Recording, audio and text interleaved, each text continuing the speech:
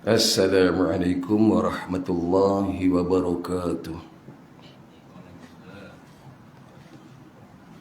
Ila hadrati sayyidil mursalin wa khatamin nabiyyin Sayyidina Muhammadir Rasulillah sallallahu alaihi wasallam wa ila ruhi walidina wa muallimina wa dhawil huquqi wajibati alaina ajma'in. الفاتحة. أعوذ بالله من الشيطان الرجيم.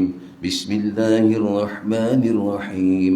الحمد لله رب العالمين الرحمن الرحيم مالك يوم الدين إياك نعبد وإياك نستعين اهدنا الصراط المستقيم صراط الذين أنعمت عليهم غير المغضوب عليهم ولا الضالين آمين. نعوذ بالله السميع العليم من الشيطان الرجيم. بسم الله الرحمن الرحيم. الحمد لله رب العالمين والصلاة والسلام على رسولنا محمد أشرف الأنبياء والمرسلين وعلى آله وصحبه أجمعين. يا معلم إبراهيم الحكمة علمنا يا مفهم سليمان فهمنا ففهمناها سليمان وكلا آتينا حكما وعلما وسخرنا مع داود الجبال يسبحنا والطير وكنا فاعلين. يا رب سليمان ويا رب إبراهيم يا رب موسى وعيسى ويا رب محمد صلى الله عليه وسلم أخرجنا من ظلمات الجهل والنسيان برحمتك يا أرحم الراحمين. اللهم ارزقنا يا ربنا فهم النبيين وحفظ المرسلين وإلهام الملائكة المقربين في عافية وسلامة برحمتك يا أرحم الراحمين. وصلى الله على سيدنا محمد وعلى آله وصحبه وبارك وسلم والحمد لله رب العالمين. Bismillahirrahmanirrahim. Alhamdulillah thumma alhamdulillah. Allahumma salli ala sayyidina Muhammadin wa azwajihi wa dhurriyyatihi kama sallaita ala Ibrahim wa ala ali Ibrahim wa barik ala Muhammadin wa azwajihi wa dhurriyyatihi kama barakta ala Ibrahim wa ala ali Ibrahim fil alamin innaka Hamidum Majid. Bismillahirrahmanirrahim. Alhamdulillah thumma alhamdulillah. Dan dimuliakan Tuan Pengurusi Surau As-Salihin serta jawatan kuasa. Yang dimuliakan Tuan-Tuan Imam, Tuan-Tuan Bilal dan Tuan Haji sedang hadirin dan dikasihi oleh Allah Subhanahu wa taala. Alhamdulillah thumma alhamdulillah, sekali lagi dalam puji dan syukur kita ke hadiratnya Allah Subhanahu wa taala. Kerana dengan limpah kurnia taufik hidayah serta kasih sayangnya Allah Subhanahu wa taala pada kita. Dan maka pada hari ini alhamdulillah sekali lagi Allah taala pilih kita daripada kalangan hamba-Nya, dijadikan kita sebagai hamba-Nya yang taat perintahnya, ikut cara Nabi sallallahu alaihi wasallam. Ya alhamdulillah kita dapat taat perintah Allah hari ini. Kita dapat tunaikan solat fardu subuh. Alhamdulillah kita dapat ikut cara Nabi sallallahu alaihi wasallam. Solat subuhnya kita itu berjamaah di mana tempat azan diazankan. Ya tuan-tuan sedang hadirin yang dimuliakan oleh Allah Subhanahu wa taala. Ya hari ini syukur kita di saat manusia hati jauh dengan masjid, Allah taala pilih kita, dekatkan hati kita dengan masjid. Hari ini di saat manusia jauh dengan amal sunnah Nabi sallallahu alaihi wasallam, Allah taala pilih kita dapat amalkan sunnah Nabi sallallahu alaihi wasallam. Ia disebut dalam hadis kata Nabi sallallahu alaihi wasallam menyatakan apa? Man ahya sunnati faqad ahabbani wa man ahabbani kana ma'iya fil jannah. Nabi sebut, siapa yang menghidupkan sunnahku, sesungguhnya dialah yang cinta kepadaku. Dan siapa yang cinta kepadaku, dialah nanti yang akan bersamaku dalam syurga. Itu maksudnya apa? Hari ini tuan-tuan, hari ini maksudnya ialah disuruh kita hari ini amalkan sunnah banyak-banyak dalam kehidupan. Kerana Nabi kata, siapa amal sunnah, dia cinta dia.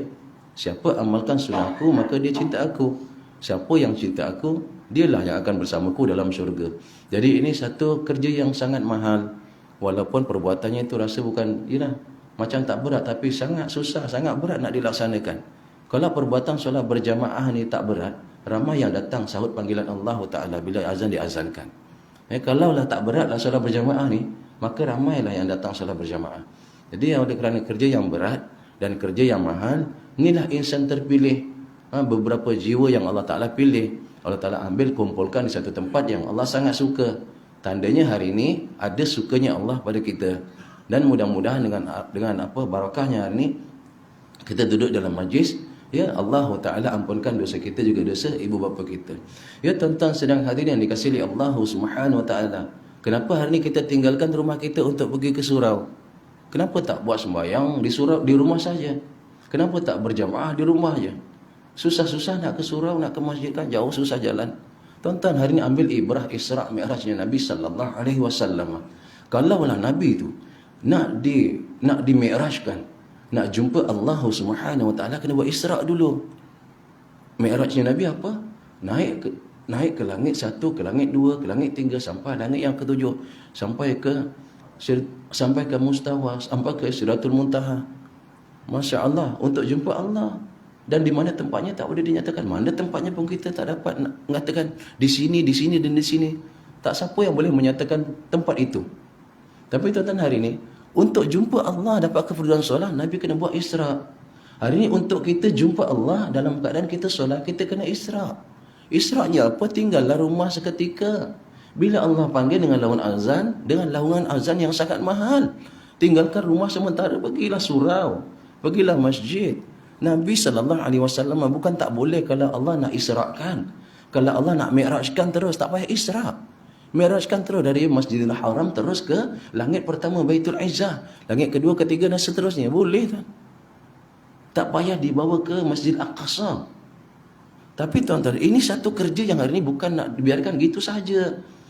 Isra' Mi'raj berlalu, kita sekadar dengar, dah tinggal. Bukan. Ada ibrah yang kita kena ambil dan kita kena amalkan. Kalau kita mengaku sebagai umat Nabi sallallahu alaihi wasallam, mengaku sebagai hamba-Nya Allah, hari ini tuan-tuan tidak boleh tidak ambil ibrahnya. Kalau Nabi pun untuk dapat kefarduan solat, Isra' dulu. Hari ini kita nak solat, Isra' dulu.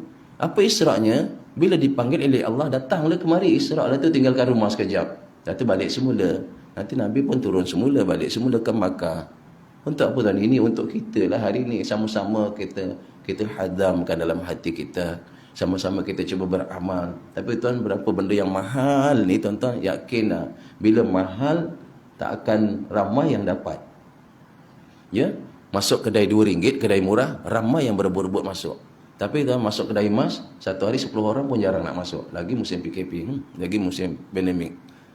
Kita bezakan kat situ. Benda tempat kalau jual lelong, jual murah, yang masuk, Masya Allah, buka pukul 10, pukul 9 dah tak ada tempat parking.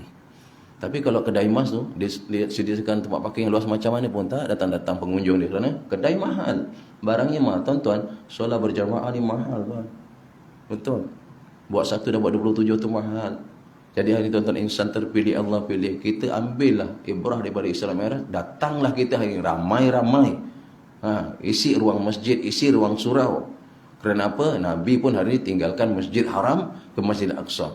Tuan-tuan, sebelum Nabi tinggalkan Masjid Haram ke Masjidil Aqsa, ambil ibrahnya baik-baik. Nabi disucikan oleh Allah Ta'ala hatinya. Ada cemar noda apa di hati Nabi? Ada cemar kotor apa di hati Nabi? Ada salahnya apa pada diri Nabi? Pada makhluk ataupun pada Khaliq yang berkuasa? Apa salahnya? Tapi perancangan Allah Subhanahu Wa Ta'ala untuk jumpa Allah. Umur Nabi 4 tahun lagi tuan-tuan. Kalau kita rujuk kitab sekolah agama tu lah, umur Nabi 4 tahun lagi telah dikeluarkan hati Nabi. Di bedah dada Nabi dikeluarkan hati Nabi. Allah perintahkan malaikat Jibril dan Mikail untuk keluarkan hati Nabi. Cuci hati yang bersih ini. Cuci hati yang bersih ni. Kemudian sampai ke umur akil baligh, Umur akil baligh tu umur siapa? Kalau umur kita lah, manusia kita ni, akil baligh lah kita ni. Dah menanggung, memikul, menanggung tanggungjawab hukum. Wajib buat, wajib tinggal, ni akil baligh. Haram buat, haram tinggal, ni akil baligh. Apa dia? Makruh buat, makruh tinggal. Kalau belum akil baligh dah lanyak, tak apa benda, tak ada hukum bagi dia. Tapi sekarang dah akil baligh ni, sunat buat, sunat tinggal. Pokoknya apa ini tuan-tuan? Ini dalam ibrah itu, umur 15 tahun Nabi SAW, sekali lagi Allah Ta'ala perintahkan malaikat Jibril dan Mikail untuk bedah lagi hati Nabi. Dikeluarkan lagi hatinya, dicucikan lagi. Allahu Akbar. Apa ada dosanya Nabi cemar-cemar noda? Mana ada? Apa ada salahnya Nabi dengan makhluk ataupun silapnya salahnya Nabi dengan Khalik, dengan Allah Ta'ala? Sudah barang tentu tak ada. Sama-sama kita lah buat penyaksian, memang tak ada pun. Tuan-tuan, di umur 15 tahun hingga umur 40 tahun. 40 tahun tu umur Nabi dapat wahyu yang pertama. Kerasulannya Nabi SAW. Apa? Jumpa malaikat Jibril. Turun malaikat Jibril jumpa Nabi SAW. Turun wahyu pertama, ayat Quran, Iqra bismi rabbikal ladzi khalaq. Nak dapat ayat Quran yang mulia tu daripada utusan yang maha mulia, nak dapat ayat Quran yang mulia dari utusan yang maha mulia. Umur Nabi 40 tahun, ulama kata sekali lagi dada Nabi dibedah, dikeluarkan lagi hatinya, dicucikan lagi. Tonton, umur Nabi daripada 15 tahun hingga 40 tahun. Apa dosanya Nabi, salahnya Nabi dengan makhluk, dengan Khaliq? Apa silapnya Nabi dengan manusia ketika sedangkan Nabi disebut Al-Amin? Semua percaya Nabi tak ada salah pun. Tuan-tuan, tak ada satu salah pun Nabi dalam pergaulan, muamalat, muasyarat, mubasyaratnya dengan makhluk ni, dengan manusia, dengan tumbuh-tumbuhan, dengan haiwan, tak ada salah. Tapi umur 40 tahun dibedah lagi sekali dadanya, dikeluarkan lagi sekali hatinya dengan izin Allah. Diperintahkan malaikat Jibril dan Mikail dicuci lagi. Tuan-tuan, untuk dapat apa? Dapat tugas sampaikan kalimah yang sangat mulia, yang namanya kalimah tauhid, kalimah la ilaha illallah. Tuan-tuan, nak sampaikan kalimah mulia ni, tugas yang sangat mulia, untuk jumpa wakil daripada utusan Allah, yang malaikat Jibril, wakil pada Allah yang mulia ini. Tuan-tuan, pun hari ini dada Nabi SAW dibedah, dikeluarkan lagi hatinya, dibersihkan. Tuan-tuan, daripada umur 40 tahun yang kerjanya Nabi SAW, tak ada kerja lain. Tuan-tuan baca dalam kitab Hayatus Sahabah, kita akan jumpa riwayat Nabi bagaimana bila dapat tugas kerasulan ni, sampaikan kalimat tauhid kepada umat, untuk membetulkan perjalanan umat, untuk supaya umat tidak sesat jalannya, supaya umat terus menyembah Allah Subhanahu Wa Taala berbanding menyembah patung berhala. Tuan-tuan, setiap lorong Nabi masuk, setiap pintu rumah Nabi ketuk untuk sampaikan kalimah apa tuan?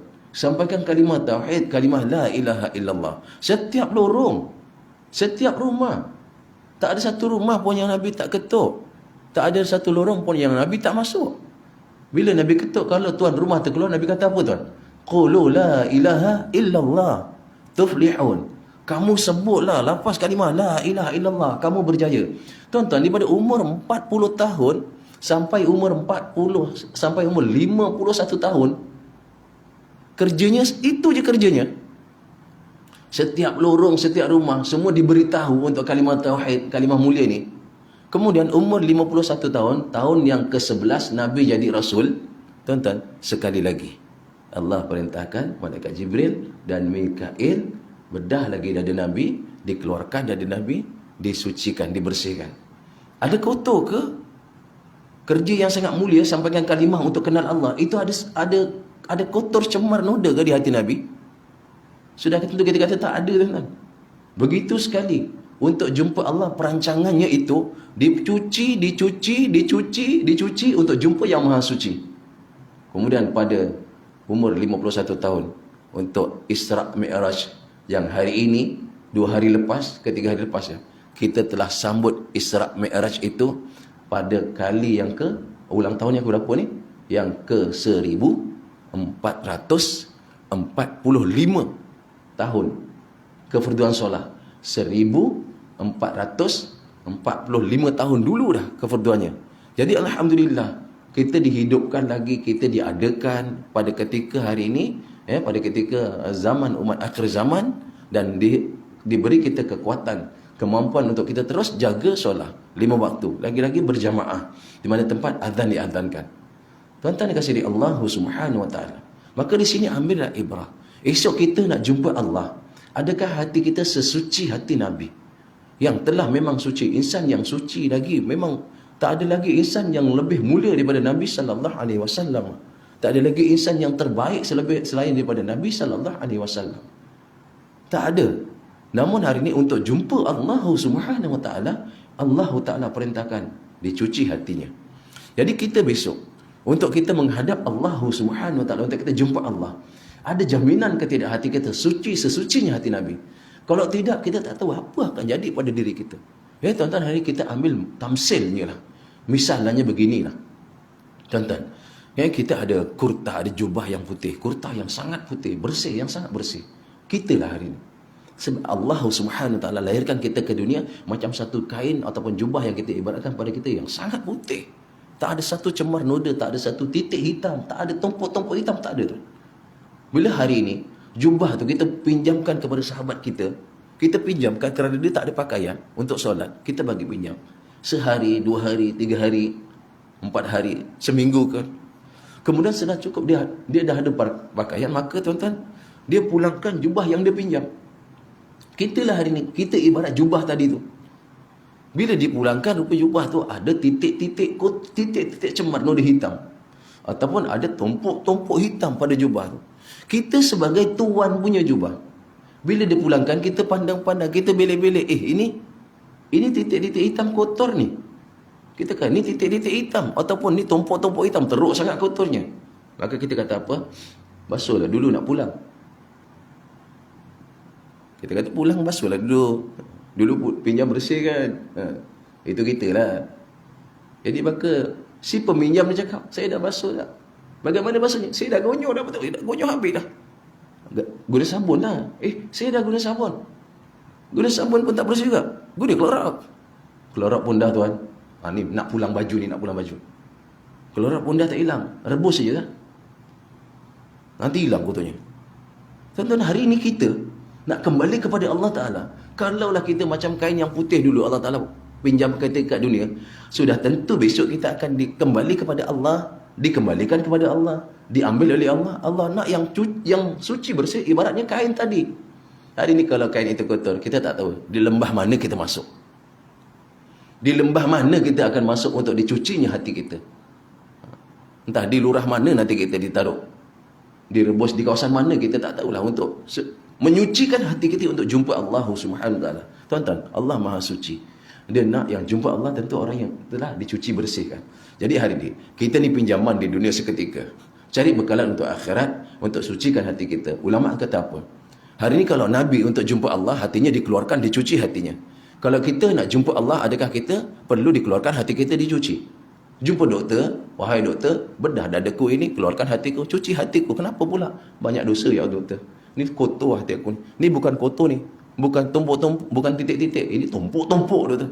Boleh doktor buang? Bukan kita. Kita hari ini ulama kata nak cucikan hati, dia paling mudahnya apa dia? Banyakkan beristighfar dan banyakkan bertaubat kepada Allah. Banyakkan beristighfar, banyakkan bertaubat kepada Allah. Mudah-mudahan hati jadi suci, bersih insya-Allah. Tuan-tuan kasih dia Allah Subhanahu wa taala. Sebab hati disucikan, barulah Jibril datangkan kenderaan yang namanya Burak. Kenderaan putih, yang putih cantik, namanya Burak. Burak ni kita pun dah biasa dengar lah. Burak ni sebenarnya namanya kerana cepat perjalanannya seperti kilat. Namanya Burak. Barqan tu kan kilat. Jadi macam kilat cepatnya. Namanya itu Burak. Jadi tuan-tuan, dalam perjalanan ada beberapa tempat Nabi singgah. Ambil ibrah baik-baik itu. Nabi singgah di satu tempat yang namanya Madinah. Sekarang namanya Madinah. Nabi singgah di satu tempat yang namanya apa? Yang disebut Bukit Tursina. Tempat yang suci, tempat Nabi Musa menajat kepada Allah. Dan ada beberapa tempat, ada 4 tempat Nabi berhenti. Tuan-tuan, ibrah di sini bukan setakat kita tahu, oh berhenti di sini, berhenti di sini, tak. Ibrahnya tuan-tuan, hari ini kalau kita nak buat satu perjalanan yang jauh, kita bermusafir, bukan dituntut, disunatkan kita singgah di mana-mana tempat persinggahan untuk kita buat 2 rakaat. Sebab Nabi tak ada 4 tempat dia buat solat tu. 4 tempat Nabi singgah. Tuan boleh rujuk dalam kitab Jam'ul Fawaid ataupun kitab apa? Kitab Hasan bin Ahmad susunan apa di keluaran Ja'far Shadiq. Ada disebut. Jadi hari ni kalau kita jalan jauhan ni daripada Muar untuk pergi ke Kuala Lumpur, kita singgah-singgah ke RNR ataupun singgah di masjid, kita singgah untuk apa? Untuk kencing ke untuk berak? Singgah.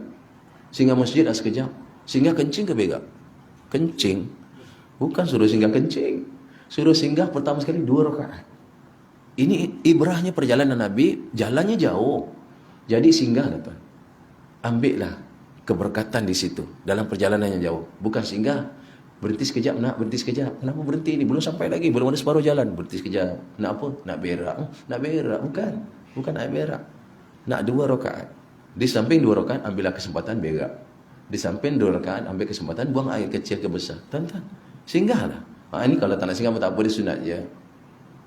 Ya, kemudian tuan-tuan kasih Allah Subhanahu Wa Taala ambil ibrah dalam perjalanan Nabi sallallahu alaihi wasallam. Yang pertamalah kita sebab sedikit-sedikit lah. Nabi diperlihatkan orang perempuan yang dalam perempuan yang sangat tua. Ini Isra, belum Mi'raj lagi. Satu perempuan tua. Kalau dalam kitab Jam'ul Fawaid disebut perempuan tu duduk di perjalanan Nabi. Duduk dah tak bangun lah duduk. Dah tak boleh nak berdiri lah. Kalau dalam kitab Hasan Ahmad Ja'far Shadiq susunan tu, situ apa dia? Orang perempuan yang telah bungkuk tua. Dah tua sangat. Dah bungkuk dah tu. Bermakna kalau kita kata ni bungkuk teruk tu, itu berapa tahun dulu tu? Dah 1445 tahun dulu kan? Ya, Nabi tahun ke-11 jadi rasul, sebelum hijrah lagi. Hijrah kan tahun ke-13. Keperduan solat kan tahun 11 kan? Jadi sekarang ulang tahun yang 144, 5 lah, betul lah tu. Kan? Kalau dunia sekarang agak ada terbaring tak? Tersyarap tak dunia sekarang ni? Kalau dunia dulu duduk dah tak boleh bangun, dulu dunia dah bungkuk, kira kata ulama ni bungkuk 3 lah. Bungkuk 3 ni macam mana tuan? Ketika kita naik daripada sujud tu, rakaat pertama tu kita nak naik kan bungkuk tu kan? Zigzag punya bungkuk kan? Allahu Akbar. Allah. Ketika itu Nabi ditunjukkan, tanya Jibril, ya Jibril tu apa tu? Jibril kata inilah umur dunia. Apa umur dunia masa tu? Dah begitu, dah tak boleh lagi nak mengesok, nak berdiri tak boleh. Yang diri dah bungkuk. Kalau sekarang rasa umur dunia dah, dunia tertiarap ataupun terbaring, terlentang dah tak boleh bangun. Jadi dah tua dah dunia. Tuan-tuan, janganlah hari ni kita dunia ni dunia baru. Saya sekarang berada di dunia baru. Tak ada. Sekarang kita ni berada di hujung dunia. Hujung dunia sekarang akan menghadapi kehancuran, kerosakan dulu, baru kehancuran.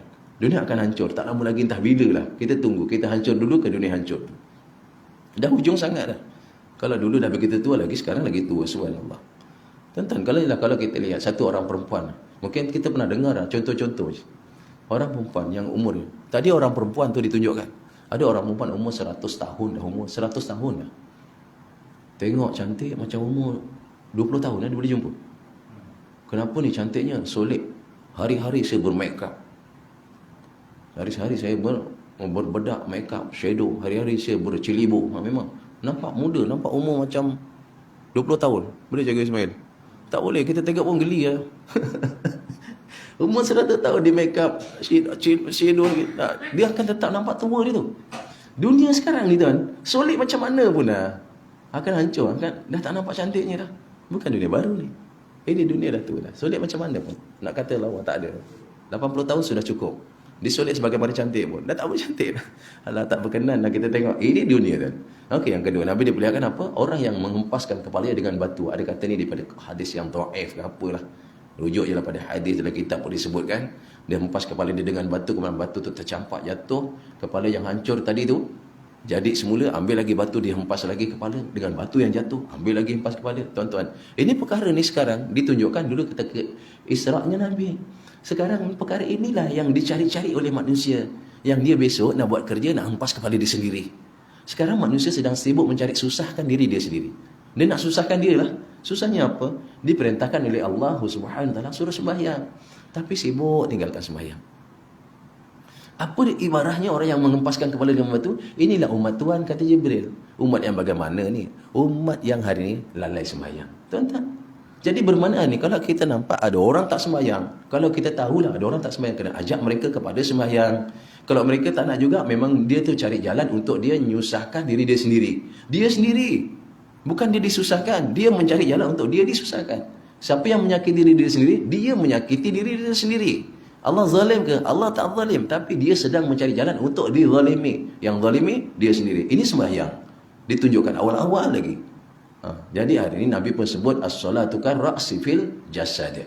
Sembahyang macam kepala pada badan. Memang patut. Kalau orang tak sembahyang, makna orang yang tak ada kepala. Kalau sembahyang dia rosak, macam kepala rosak. Kerana sembahyang tu kepala pada badan. Tak ada nilai langsung dalam Islam. Ya, dalam hadis apa? La sahma fil Islam liman la solata lahu. Tidak ada bahagian dalam Islam bagi orang yang tak sembahyang. Ya, ini ada perkara-perkara yang hari ini susah nak ditinggalkan. Apa dia? Nabi diperlihatkan. Ada kata ni hadis yang dhaif, hadis yang lemah. Tetapi bukan sampai dhaif jiddan, tak pun kata dhaif. Ada kata tak boleh pakai. Rujuk daripada kitab, nyatakan kitab daripada hadis, kita boleh ambil. Nabi diperlihatkan satu orang yang bibir dia panjang dan lidah dia terjelir panjang. Kemudian rasa segan agaknya, dia ni segan mungkin. Kenapa lain dengan orang lain gitulah. Jadi potongnya lidah dan bibirnya. Kemudian tumbuh semula. Dipotong lagi lidah dan bibirnya. Kemudian tumbuh semula. Apa dia tuan? Ibrah yang kena ambil.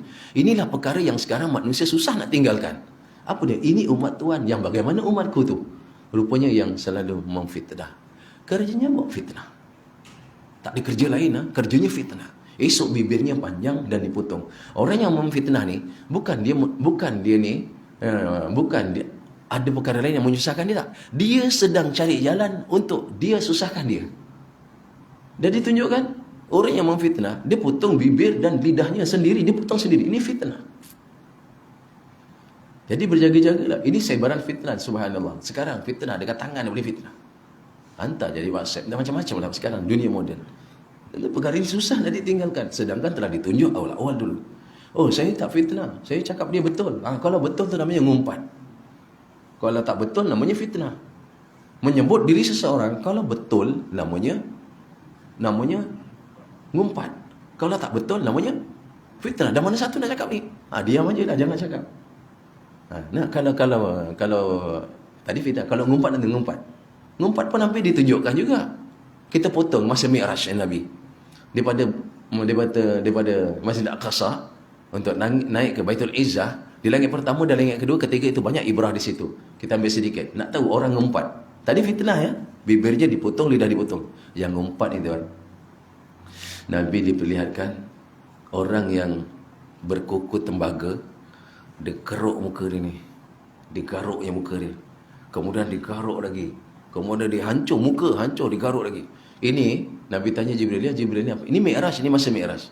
Jibril kata ni umat kau, umat Tuhan. Umat yang bagaimana Tuhan? Yang kerjanya mengumpat. Tadi fitnah, ini ngumpat. Kemudian ada lagi yang macam mengumpat dah. Sama mengumpat.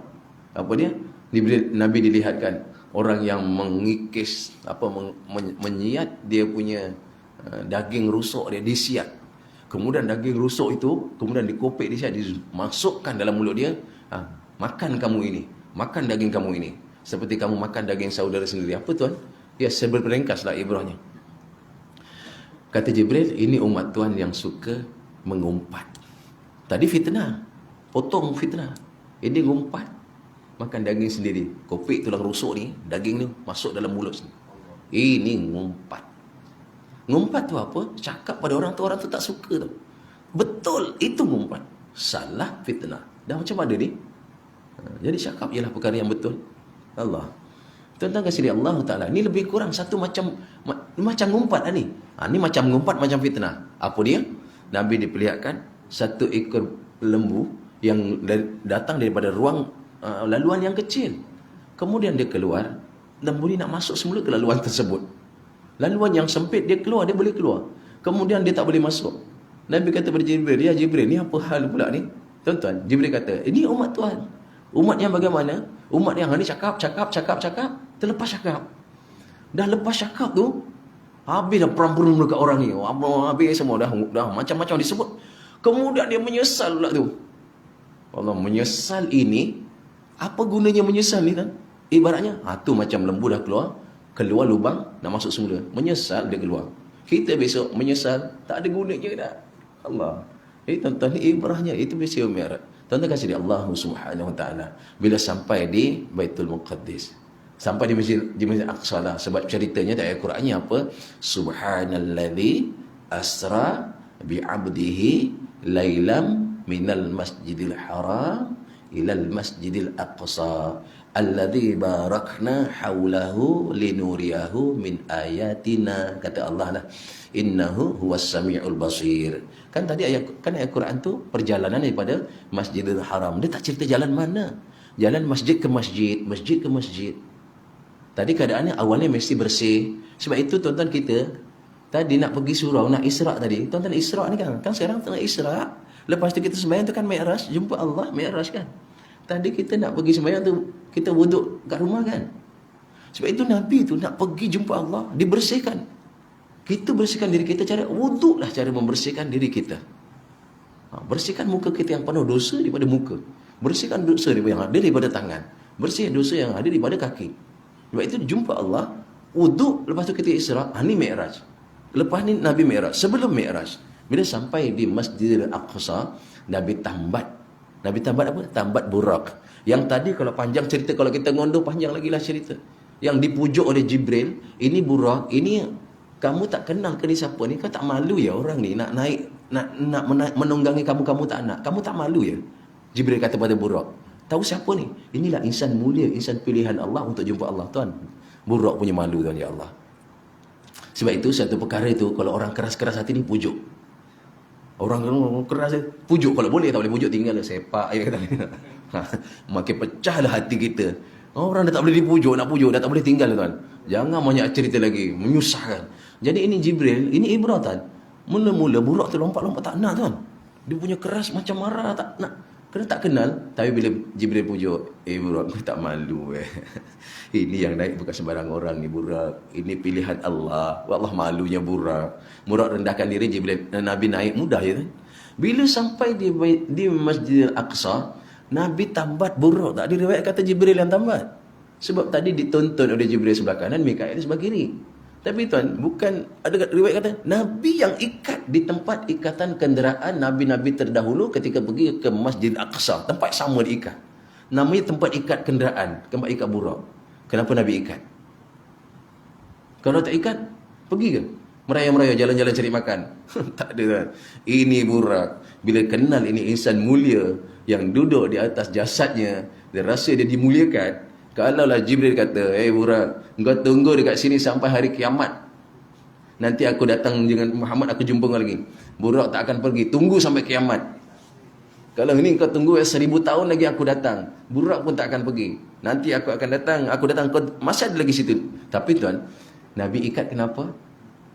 Nak sebut hari ini, ambil ibrahnya. Bila datang kita ke masjid, ke mana-mana, ke pasar lah. Pergi pasar, jangan hari ni tongkat motor kunci tinggal. Pergi pasar, sekejap je taruh tepi jalan, pergi pasar. Motor hidup lagi. Tinggal, pergi belikan. Belikan lalai, macam-macam cerita. Macam cerita mulut jumpa orang. Tengok, hilang motor. Tuan-tuan nak salahkan yang curi ke? Tak, dia kata ni dah disediakan. Lagi ni nak pergi jalan jauh, tinggal sempera jalan. Tuan-tuan, ini Nabi tunjukkan kena usaha ikhtiar dulu. Selamatkan kenderaan, ikhtiar. Kunci dulu. Kunci ambil, bawa masuk masjid. Kunci dulu, bawa masuk pasar. Jangan tak apa tu hidup nanti. Dia 3 minit dia mati sendiri, ustaz. Motor tu. Dia pandai mati sendiri. Betul, tiba-tiba senyap. Senyap. Lepas subuh, turun.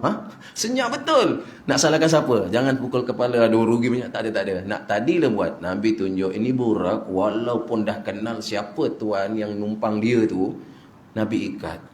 Tawakal jangan salah Usaha baru tawakal. Usaha dulu, ikat baru tawakal. Wahai Allah, ini kenderaan yang aku tinggalkan seketika. Keperluan untuk aku. Jaga ya Allah. Itu baru betul. Ni tak, wahai Allah, ni dia hidup, biarkan ya Allah. Ni hidup, kuncinya biarkan. Biar pergi pasar dulu, tengok datang, tak ada. Siapa yang salah? Tuan punya kenderaan yang salah. Subhanallah. Ni Allah Ta'ala nak tunjukkan kehebatan Allah dalam ayat Isra ayat 1. Tentang mereka ni Allah SWT. Lepas itu, ialah kita ambil yang ringkas-ringkas lah. Kemudian Nabi masuk Masjid Aqsa kan. Dah tambat burak masuk masjid. Nabi buat apa tu? Nabi sembahyang 2 rakaat. Masuk masjid, sembahyang lah. Masuk masjid,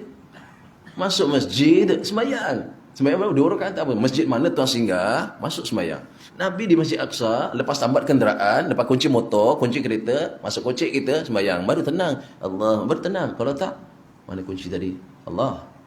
Wah, dekat motor. Dah lah sembahyang, ingat cari kunci dan kunci. Oh, ada dalam kocek, alhamdulillah. Sebab itu tuan-tuan, ni masuk nak ceritalah nak ambil ibrahnya sampai ke masjid 2 rakaat. Kemudian 2 rakaat itu Jibril azan. Inilah azan pertama. Jibril tuan tukar azan. Ini Bilal pertama azan tuan. Allahu Akbar. Yang jalan berserta Nabi tu. Dia yang azan. Kemudian iqamah. Selepas iqamah, masing-masing berdiri untuk tunaikan sembahyang. Ini perintah Allah Ta'ala. Jibril perintahkan siapa? Oleh kerana dalam ramai-ramai tak ada siapa yang ke depan. Siapa tuan yang jadi ke depan tu? Nabi SAW. Jibril pegang tangan Nabi, dia letakkan di mihrab sedikit, Nabi jadi imam. Tuan-tuan, bila sampai surah sembahyangnya berjamaah ke seorang-seorang. Berjamaah lah tu. Jadi hari ni tuan-tuan semua dah terpilih, dah buat berapa perkara, dah bersuci di rumah, Nabi dulu disucikan, dah isra', dah sampai masjid, Nabi diisrakan, sampai masjid tuan-tuan buat 2 rakaat, kemudian 2 rakaat sembahyangnya berjamaah ke seorang-seorang. Berjamaah. Bila Nabi lihat di belakang, subhanallah, penuh jamaah dalam Masjid Aqsa tu. Siapa tuan? Diriwayatkanlah, ini semua yang ada di belakang tu adalah Nabi-Nabi dan Rasul yang terdahulu. 124,000 orang. Semua jadi makmum kepada Nabi, bermakmum. Dan hari ini berjamaah. Sembahyangnya berjamaah tuan. Jadi ini alhamdulillah dipilih kita sembahyang berjamaah. Kemudian tuan-tuan kasih di Allah Subhanahu wa taala. Setelah sembahyang itu ada beberapa perkara lain, maka Nabi dibawa oleh malaikat Jibril. Ini untuk menemui Allah Taala. Ini namanya Mi'raj. Ya, daripada dunia, langit pertama, daripada dunia sampai ke Baitul Izzah, langit pertama, dia punya jarak ni berapa tuan? 500 tahun perjalanan. Langit pertama ke langit kedua, 500 tahun perjalanan. Langit kedua, langit ketiga, 500 tahun perjalanan. Jangan risaulah, jangan bingung yang itulah. Sebab apa? Nabi dibawa oleh siapa? Oleh Jibril kan? Dengan izin Allah. Kalau kejadian Jibril asal, subhanallah, maka tak jadi pelik lah kalau Nabi itu sampai ke langit ke-7, sampai ke Kausaliyah ke-8, Mustawa, sampai ke apa lagi, sampai Baitul Ma'mur, sampai Sidratul Muntaha, sampai di Mustawa, cepat begitu pergi balik, sedangkan 500 tahun setiap tingkat. Subhanallah. Tuan-tuan kasih dia Allah Subhanahu wa taala, kita lihatlah terus sebab peringkasnya pada langit yang pertama, ya, Nabi ketuk Jibril ketuk pintu langit. Jadi tuan-tuan, hari ni kita nak masuk rumah, ketuk pintu bagi salam. Ketuk pintu baru bagi salam. Ketuk bagi orang sedar. Ada bunyi ketuk baru bagi salam. Bagi salam dulu tiba-tiba tak jelas apa sebutan. Jadi baiknya lah ketuk dulu. Jibril ketuk pintu dalam riwayat, baru bagi salam. Kemudian bagi salam, keluarlah di langit yang pertama itu penjaga langit pertama. Bila keluar dia jumpa Jibril. Tahu ni, dia kenal Jibril. Ni siapa yang ke bawah ni? Untuk naik langit bukan senang-senang dapat izin untuk masuk ke langit. Jibril kata, ini insan pilihan Allah Ta'ala, kekasih Allah untuk jumpa Allah. Ini Allah jumpa dia. Rupanya tuan-tuan diceritakanlah, semua penjaga pintu langit telah diberitahu awal lagi akan ada insan mulia nak masuk ke setiap pintu untuk jumpa Allah. Maka baru diizinkan masuk. Bila masuk itu jumpa Nabi Adam. Nabi Adam kata apa? Marhaban bika bil akhi soleh wan nabi soleh. Selamat datang kamu Nabi soleh, Nabi yang soleh, saudaraku yang soleh. Dan berikutnya lah, langit yang kedua jumpa Nabi Isa, Maryam, Nabi Isa bin Maryam, Nabi Yahya, Zakaria. Sebab peringkas. Langit ketiga Nabi Yusuf, langit keempat Nabi Idris, langit kelima Nabi Harun, langit keenam adik-beradik Nabi Harun, langit kelima abang dia siapa? Nabi Musa, adik-beradik Musa bin Harun. Dan langit ketujuh Nabi Ibrahim. Tentang kasih Allah Subhanahu wa taala. Jadi hari setiap tangga kita lihat tangga pertama. Di tangga yang pertama Nabi diperlihatkan jumpa Nabi Adam, diperlihatkan malaikat semua berdiri. Semua berdiri berzikir kepada Allah. Diri tegak, semua berzikir kepada Allah.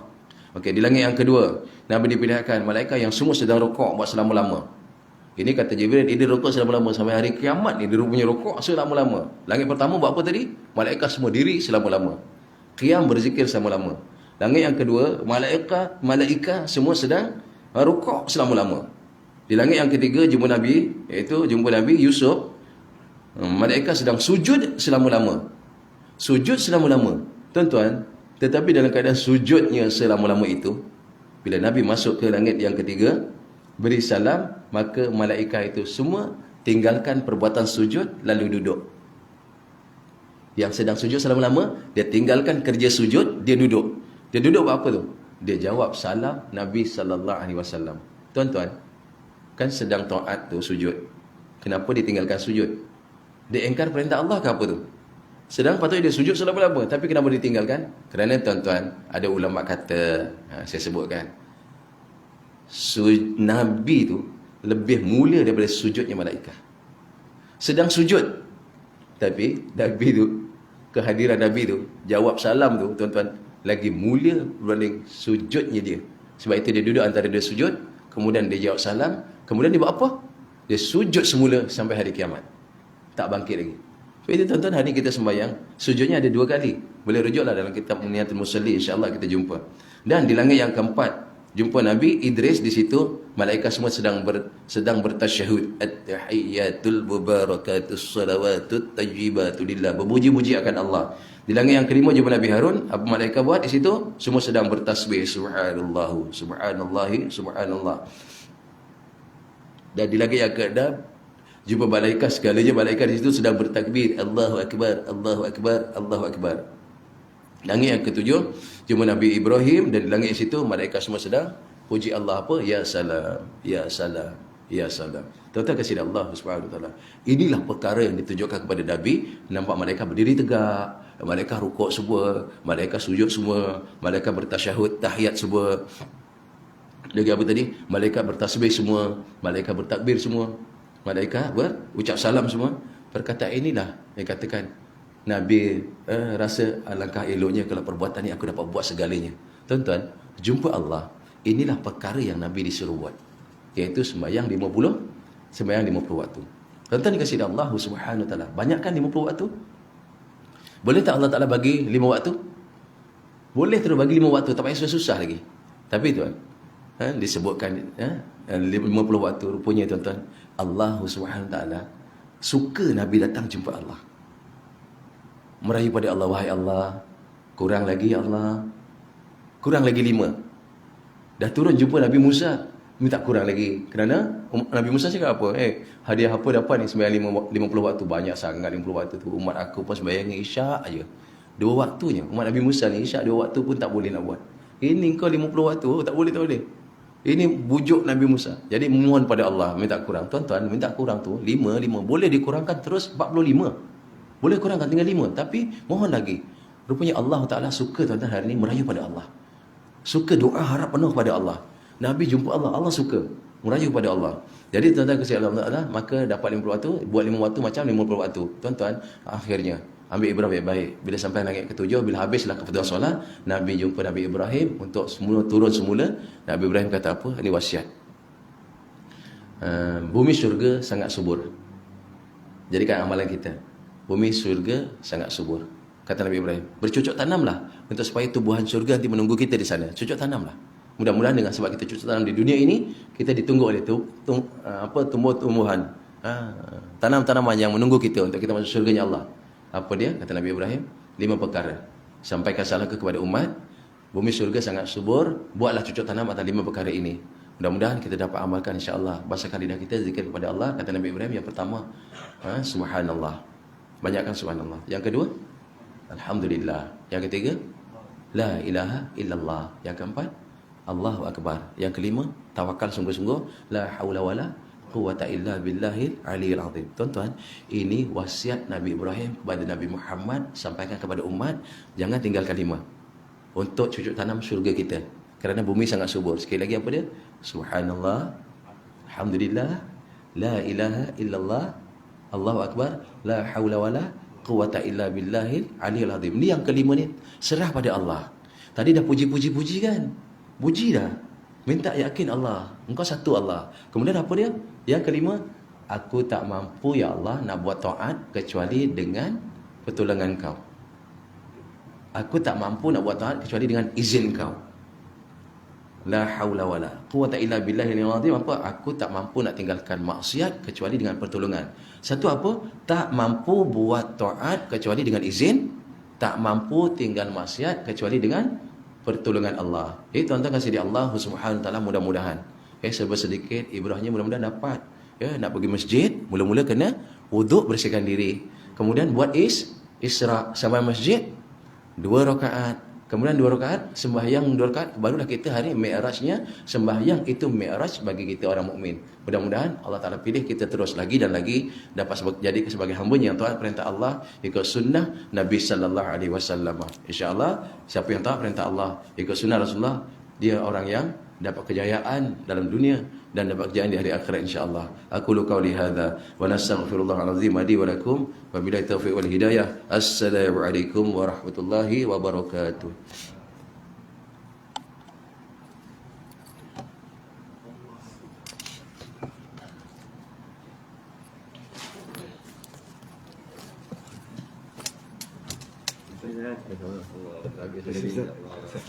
Sama Ustaz. Sama Fazil, okey.